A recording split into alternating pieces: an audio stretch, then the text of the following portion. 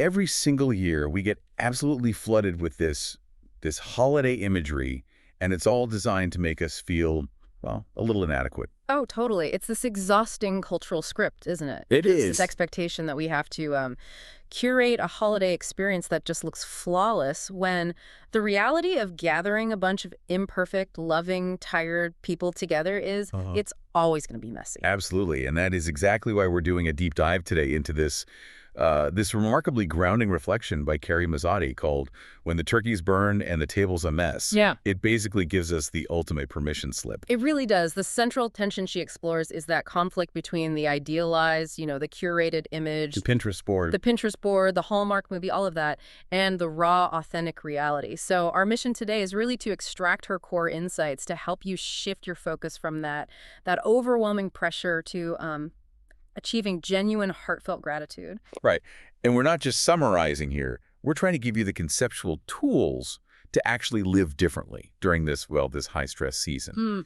We're going to unpack why Karrie suggests that messy gratitude is not just okay, but it's actually way more powerful and sustainable than chasing that photo-ready gratitude. It's a huge shift from performance to presence. Exactly. And it's crucial for you to understand that this isn't just about, coping. It's about defining success differently. If you gauge your holiday success by how beautiful the table is, you're probably going to feel like you failed.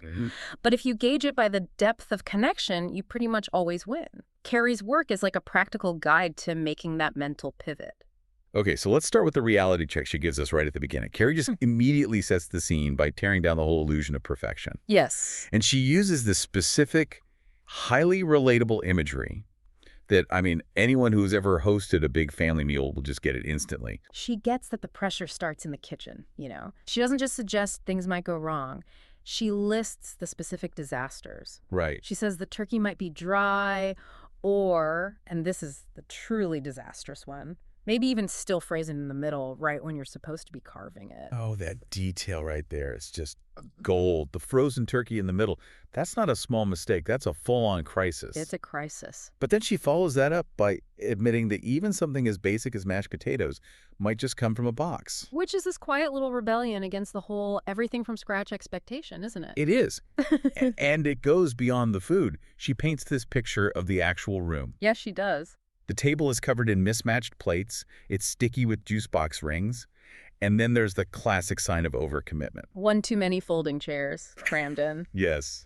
That folding chair is doing so much symbolic heavy lifting, Oh, for sure. It represents the scramble, the unplanned guest, the imperfection that no professional photo would ever capture. But the second you see that messy scene in your mind, you realize, oh, I'm not alone in this. And that recognition is the aha moment. It's the whole point. Because Karrie immediately follows that description of, domestic chaos with this really powerful affirmation. And you know what? It's still Thanksgiving. She just strips away the requirement of aesthetic success from what makes the holiday valuable. So why is that one phrase, it's still Thanksgiving, why is that so necessary? Why does it release the pressure? Well, because I think the pressure we all feel is this internalized shame that we're not measuring up to some external standard. Karrie is reminding us that the day is rooted in tradition and in gratitude, not in, decoration. Right. So by declaring the day valid, despite the juice box rings, she's dissolving that mental link between flawlessness and worthiness. And she's so explicit in offering that affirmation to anyone who feels like they're already behind or just, failing at the whole hosting thing. She says it so plainly. You are not behind. You are not failing. And I love that she places you exactly where you are in that moment. She gives you that assurance while you're, quote, right there in your stretchy pants and flour-dusted kitchen. Yeah. It's this embrace of the genuine moment. You don't need to go change your outfit or wipe down the counters to be worthy of thankfulness. The grace starts right there in the chaos. It's a really important psychological move, isn't it? Just stopping that race to catch up and instead giving yourself permission to be in the current messy moment. Which leads us right to the core principle she introduces, this crucial shift in perspective. So, okay, if we accept the mess, where do we refocus our energy? She's so adamant that the heart of the day was never about perfect tablescapes or magazine-worthy meals. Right, because the impulse is always to try to fix the mess or at least hide the folding chair. But if we can't fix it, what's the practical alternative for, achieving that genuine presence? So Karrie offers this really constructive and an active alternative, and it's the practice of pausing, even in the mess, to say, God, thank you. Hmm. And notice that act of a verb, pausing. She's not asking you to clean up or to ignore the chaos. She's asking you to hit a mental reset button while the chaos is still swirling around you. But is it truly possible to pause when the kitchen is actively steaming or, guests are arriving or the turkey is officially burnt? What is she implying about how that pause actually works?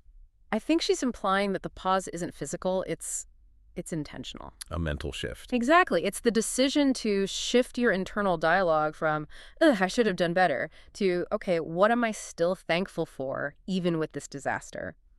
It means disconnecting your emotional well-being from the success of the execution.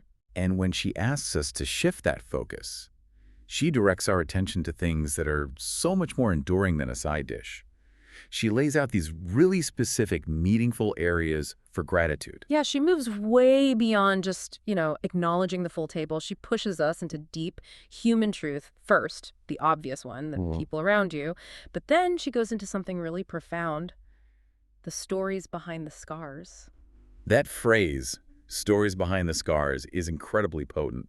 What does focusing on scars imply about what Thanksgiving is really for? It implies resilience. It means acknowledging that the people at your table didn't arrive perfectly. They arrived through struggle and history and healing. Right. So focusing on the scars means being grateful for the survival, for the growth, and for the relationships that made it through the rough patches.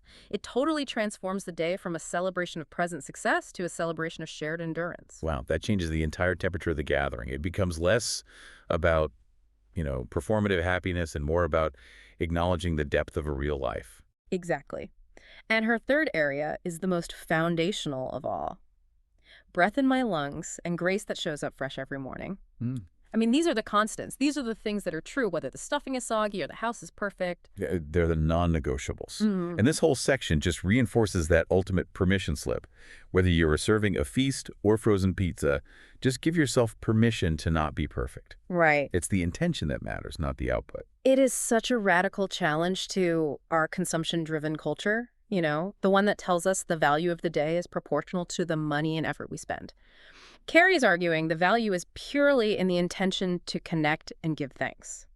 So this dissection of where to focus brings us right to Karrie's definition of what real valuable gratitude is. And she explicitly states that it is anti-aesthetic. It's the total opposite of the curated lifestyle we're so often sold. She uses such powerful, unforgettable language here to contrast the two types of thankfulness. She says, because the best kind of gratitude isn't photo-ready, it's real, it's messy, it's heartfelt, and it's holy. The contrast between photo-ready and messy Yeah. is pretty clear. One is about image management, the other is about vulnerability. But I want to zoom in on that last word, holy. Why does she call messy gratitude holy? Well, I think that elevates the imperfection into something sacred. That moment where you are most vulnerable, most exposed, maybe you're crying over the dry turkey, maybe you're shouting at your sibling over the last folding chair.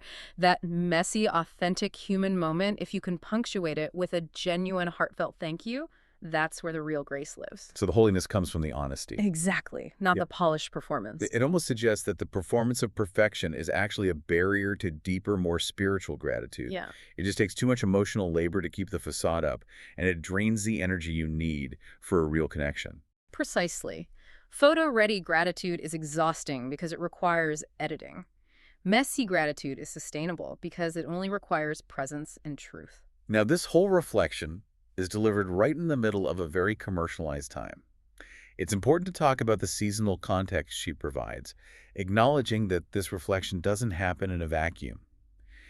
She notes that the world is already buzzing about Black Friday deals. Yeah, she grounds her reflection in practical reality. She's not living in some, isolation bubble. She's very honest about participating in that world. She even notes she has no idea what Park Lane is about to drop, but, I'll share it the moment I do. Yeah. Which shows she's blending this deep reflection with her normal life and routine. And that admission is so key because she then immediately pivots back to the central message.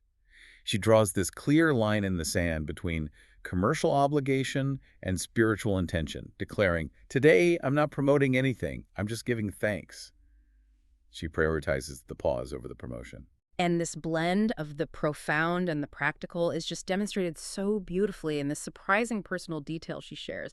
She mentions becoming a published author this year, which is, I mean, that's a major accomplishment. It's huge. She published devotionals, encouragement books, and yet the way she describes where she puts them is what really drives home her core message of integrated grace. Absolutely. She added 5 of her books to her favorites page, but they are tucked right in with her vitamins, rollers, and sparkle staples. I love that. It's not just an anecdote, it's the living proof of her whole thesis. Her deepest professional achievements and her deepest spiritual insights are coexisting right next to the mundane tools of daily life. The health routine, the beauty routine, the little things that keep us going. The grace is in the blend. The devotional, the roller, and the sparkle staple all get equal space. It's such a powerful visualization that life, even a meaningful, purposeful life, is a mix of the profound and the practical, and we should be grateful for all of it. So as we connect all these themes back to you, the listener, Karrie's final affirmations just summarize the entire piece. She offers this complete absolution from the culinary standard. She reiterates the failures, Yes. right, and she neutralizes their power. Even if the turkey burns, Yep, even if the stuffing's soggy. even if you forgot the whipped cream, the failure in the kitchen, it just doesn't define the day. It raises that fundamental question: what standard are you using to judge your worth or the success of your holiday?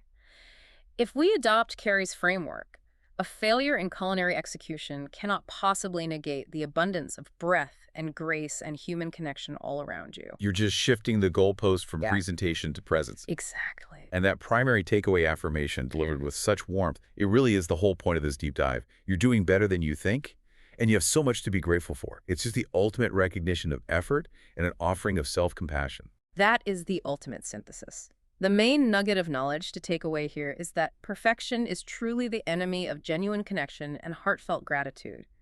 When we obsess over the flawless aesthetic, we miss the heart, the stories, and the authentic humanity that's right in front of us. And the broader lesson, which extends way beyond the Thanksgiving table, is so clear. True well-being doesn't come from eradicating the mess, because the mess is inevitable. It's necessary for honesty. It comes from acknowledging the grace that carries us forward in spite of it, finding the sacred right there in that flour-dusted kitchen. So, a powerful thought to leave you with, especially as you navigate the coming weeks where expectations will relentlessly try to climb. If the most meaningful kind of gratitude is defined as messy and holy, what small, imperfect act of thankfulness could you allow yourself to express this week that you might normally feel like you have to keep hidden? Maybe it's admitting to a loved one that you were completely overwhelmed, Or maybe it's serving that frozen pizza with a heartfelt, unedited declaration of thanks. Just think about what being truly authentic looks like in your life right now. We hope this deep dive helps you move through the season with a little more grace, a lot less pressure, and a profound appreciation for the story behind your scars. Until next time.